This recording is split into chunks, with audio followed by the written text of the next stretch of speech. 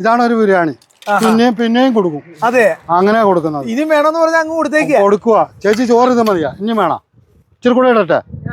കണ്ട എന്നാ മതിയാ. 100 രൂപക്ക് വാരി ബിരിയാണി കൊടുക്കുക. അത് ഇപ്പോഴത്തെ ഈ സമയത്ത് എങ്ങനെ മുതലാക്കാൻ പറ്റും? അതൊന്നും മുതലൊന്നും നമ്മുടെ ചെലവാണെന്ന് പോകണം. അത്രേ ഉള്ളൂ. നമ്മുടെ കാര്യം നടക്കണം. അത്രേ ഉള്ളൂ. വേറെ ഹായ്, നമസ്കാരം. ഞാൻ നോക്കിയപ്പം ഒരു ഡെസ്കിന് ചുറ്റും ഭയങ്കര ആൾക്കൂട്ടം. ഇവിടെ ഇനി എന്തെങ്കിലും വെറുതെ കൊടുക്കുന്നുണ്ടോന്ന് അറിയാൻ വേണ്ടിയിട്ട് ഞാൻ വന്നതാണ്. പക്ഷെ വന്നപ്പോഴാണ് മനസ്സിലായത് ഒരു വാപ്പായും മോനും ഇവിടെ ഒരു ബിരിയാണി കച്ചവടം നടത്തുന്നതാണ്. പക്ഷെ ആ ബിരിയാണിയെ ഇഷ്ടപ്പെടുന്ന ആളുകൾ വളരെയേറെ ഉണ്ടെന്ന് നമുക്കിവിടെ വന്നപ്പോഴും ആളുകളുടെ അടുത്ത് ചോദിച്ചപ്പോഴും മനസ്സിലായി. ഇവരെല്ലാം സ്ഥിരം കസ്റ്റമറുമാണ് ഇവിടെ വരുന്നവരൊക്കെ. നമുക്ക് എന്താണ് ഇതിന്റെ പ്രത്യേകത എന്നൊക്കെ നമുക്ക് ഇക്കാലത്ത് തന്നെ ചോദിച്ച് മനസ്സിലാക്കാം. നല്ല തിരക്കിലാണെന്ന് തോന്നുന്നു. സംസാരിക്കാൻ പോലും നേരമില്ലല്ലേ? നല്ല തിരക്കാണ്. നല്ല തിരക്കാണ്. നമ്മുടെ എന്താണ് ബിരിയാണിയുടെ ഇത്ര പ്രത്യേകത വരാൻ കാര്യം എന്താ? ബിരിയാണി എന്ന് പറഞ്ഞാൽ ആൾക്കാർക്ക് ഇഷ്ടം പോലെ കൊടുക്കുക. മാരിക്കർ കൊടുക്കുക. അപ്പൊ അന്ന് നോക്കിയാലേ നിങ്ങൾക്ക് മനസ്സിലാവുള്ളൂ. കഴിച്ചു നോക്കുക. അതെ, ഇഷ്ടം പോലെ കൊടുക്കും. ഇതാണ് ഒരു ബിരിയാണി. പിന്നെയും കൊടുക്കും. അതെ, അങ്ങനെ കൊടുക്കുന്നത്. ഇനി വേണമെന്ന് പറഞ്ഞാൽ അങ്ങ് കൊടുത്തേക്ക് കൊടുക്കുക. ചേച്ചി ചോറ് ഇത് മതിയാ? ഇനി വേണം? ഇച്ചിരി കൂടെ ഇടട്ടെ? കണ്ട എന്നാ മതിയാ. 100 രൂപക്ക് വാരി ബിരിയാണി കൊടുക്കുക. അത് ഇപ്പോഴത്തെ ഈ സമയത്ത് എങ്ങനെ മുതലാക്കാൻ പറ്റും? അതൊന്നും മുതലൊന്നും നമ്മുടെ ചെലവാണെന്ന് പോകണം. അത്രേ ഉള്ളൂ. നമ്മുടെ കാര്യം നടക്കണം. അത്രേ ഉള്ളൂ. വേറെ കാര്യമൊന്നുമില്ല. ജനങ്ങൾ സന്തോഷിക്കുകയും ചെയ്യണം. എല്ലാരും വരും. എല്ലാരും വരുന്നുണ്ട്. അതെ അല്ലേ? അത് ഈ 100 രൂപയ്ക്കാണ് നമ്മൾ ഈ ഒരു ബിരിയാണി കൊടുക്കുന്നത്. വയറ് നിറച്ച് റൈസും ഒപ്പം പീസും ഒക്കെ കൂടി വെച്ച് കൊടുത്തിട്ടാണ് ഈ ആള് തള്ളുന്നത് അല്ലേ?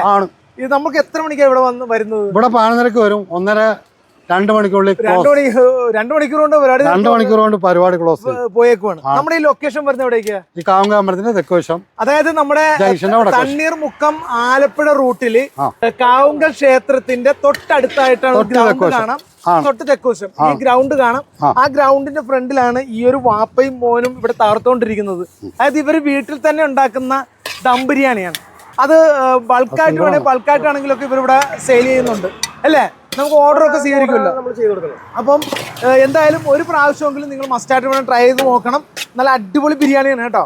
നമ്മൾ ചുമ്മാ പറയുന്നതല്ല. ബിരിയാണി കാണുമ്പോൾ തന്നെ നല്ല ഗോൾഡൻ കളറിൽ നല്ല വലിയ പീസും ഒത്തിരി റൈസും ഒക്കെ ആയിട്ടാണ് ഇവർ കൊടുക്കുന്നത്.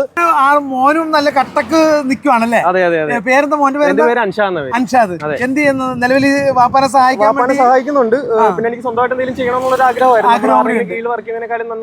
തീർച്ചയായും ചെറുതായിട്ടൊരു സ്റ്റെപ്പ് എടുത്ത് വെച്ചതാണ്. നമ്മളൊരു ഫസ്റ്റ് കടമ്പയായിട്ടാണ് ട്രയൽ എടുത്തതാണ്. അതെ, ട്രയൽ എടുത്ത് നോക്കിയത്. അതിൽ നമുക്കൊരു ആത്മവിശ്വാസം ഉള്ളതുകൊണ്ട് നമ്മൾ ട്രയൽ തന്നെ എടുത്ത് അങ്ങനെ നോക്കി. ചെറുതായിട്ട് തന്നെ തുടങ്ങി. നമ്മളുള്ള ഇത് വെച്ചിട്ട് നമ്മൾ അങ്ങനെ സ്റ്റാർട്ട് ചെയ്തതായിട്ട് വരുന്നത്. നമുക്ക് വേറൊരു കമ്പനിയിൽ ജോലിക്ക് നമ്മൾ സ്വന്തമായിട്ട് ഇതിനകത്ത് നമ്മൾ തൊഴിലാളിയും മുതലാളിയും എല്ലാം ആരെ ഒന്നും ബോധിപ്പിക്കേണ്ട കാര്യമില്ല. എല്ലാം നമുക്കുള്ള തന്നെ. ഇതിനകത്ത് എന്റെ നിന്റെ ഒന്നുമില്ല, എല്ലാം നമ്മുടെ തന്നെ. അതെ, അങ്ങനെ. എന്തോരം പഠിത്തമൊക്കെ? ഞാൻ ഡിഗ്രി കഴിഞ്ഞിട്ട് ലോജിസ്റ്റിക്സിന്റെ ഡിപ്ലോമയും കഴിഞ്ഞിട്ട് നിൽക്കുകയാണല്ലേ? അപ്പം അതായത് വെറും ഈ വിദ്യാഭ്യാസം ഇല്ലാത്ത ആളൊന്നും അല്ല കേട്ടാ. അപ്പം ആ വിദ്യാഭ്യാസത്തിന്റെ ഒപ്പം തന്നെ വാപ്പയെ ഓരോ ആശയവും ഇതൊക്കെ ആയിട്ട് ഒരു എന്താ അല്ലേ സ്വന്തം സംരംഭം ഒക്കെ ആയിട്ട് ഇതൊരു പ്രചോദനമായി മാറട്ടെ. എന്തായാലും എല്ലാവിധ ആശംസകളും ഇനിയും നടക്കട്ടെ, മുന്നോട്ട് വരട്ടെ. അപ്പൊ ഒരു പ്രാവശ്യമെങ്കിലും ഇവിടെ വന്ന് നിങ്ങൾ ഈ ഒരു ബിരിയാണി ടേസ്റ്റ് ചെയ്യണം. ടേസ്റ്റ് ചെയ്ത് കഴിഞ്ഞാൽ തീർച്ചയായും നിങ്ങൾ ഇവരുടെ ഫാനായി മാറും എന്നുള്ള തെളിവാണ്. കാര്യം ഇവിടെ വരുന്ന സ്ഥിരം കസ്റ്റമർ പറയുന്ന ഗ്യാരണ്ടി അതാണ്. അപ്പം ലൊക്കേഷൻ മറക്കണ്ട, നമ്മുടെ കാവുങ്കൽ ക്ഷേത്രത്തിന്റെ തെക്കുവശമാണ്. അപ്പോൾ ഈ ഒരു വീഡിയോ നിങ്ങൾക്ക് ഇഷ്ടമായെന്ന് വിചാരിക്കുന്നു. അടുത്തൊരു വീഡിയോ കാണുന്നവരെ സൈനിങ് ഔട്ട്. മൻസൂർ മുഹമ്മദ്.